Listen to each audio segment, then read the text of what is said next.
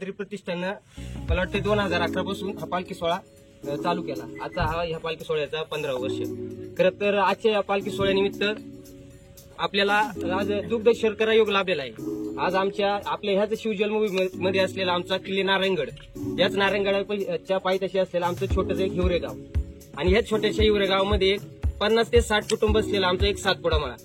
आज ह्या सातपुड्या मळ्यामध्ये फार मोठा असा आज इतिहास रचला जाणार आहे. दादा त्या ठिकाणी त्यांच्या प्रचंड अशा कष्टातून, प्रचंड अशा मेहनतीतून 18 ते 20 लाख रुपये खर्च करून तब्बल 151 फुटाचा छत्रपती शिवाजी महाराजांचं प्रतीक असणारा, प्रभू रामचंद्रांचं प्रतीक असणारा, आपल्या हिंदू धर्माचं प्रतीक असणारा, आपल्या सर्व देवदेवतांचं प्रतीक असणारा, आपल्या संस्कृतीचं, आपल्या परंपरेचं प्रतीक असणारा, नव्हे तर स्वतः छत्रपती शिवरायांचा, आपल्या अखंड हिंदुस्थानचाच भगवा ध्वज त्या ठिकाणी ते प्रतीक असणारा परमपवित्र भगवा ध्वज त्या ठिकाणी फडकवणार आहेत. खरं तर 151 फुटाचा भगवा ध्वज फडकवणं कोणा आयरागाऱ्याचं काम नाही. तिथं जातीवंत मराठे लागतात. आणि आज आमच्या त्या सातपुड्या 140 ते 50 कुटुंब असलेला तो माळा आहे. परंतु बजाज सारख्या ब्रँडेड कंपनीला त्यांनी ते स्ट्रक्चरचं पूर्ण ते स्ट्रक्चर बनवायला दिलं आणि 18 ते 20 लाख रुपये एवढा मोठा निधी गोळा करणं, त्याच्यानंतर त्या कामासाठी प्रचंड असा वेळ देणं, हे कुणा आयरागाड्याची कामं नाहीत ती.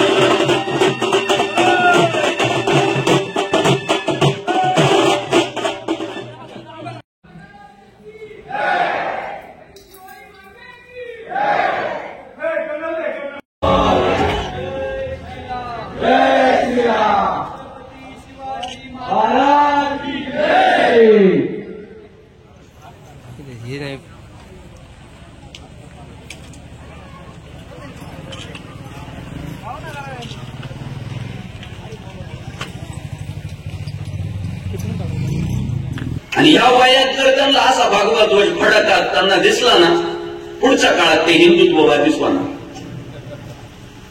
आमचा विषय झाला मागाशी, मला विचारलं गेलं की हे हिंदुत्वाचा किडा तुमच्या मध्ये कधीपासून वळवळ करतोय. म्हटलं हा आमचा त्याला रक्त अनुवंशिकतेने झाला म्हटलं. मित्रांनो, या व्हिडिओच्या मार्फत महाराष्ट्रातील तमाम शिवशंभू भक्तांना विनंती करतो, आपण सर्वांनी शिवजन्मभूमीत असणाऱ्या आमच्या ह्या गावच्या सातपुड्या मळ्यातील लोकांच्या पाठीवर शाबासकीची थाप देण्यासाठी 151 फूट उंच असणाऱ्या परमपवित्र भगव्या ध्वजापुढे नतमस्तक होण्यासाठी अवघे या. जय शिवराय, जय शंभूराजे.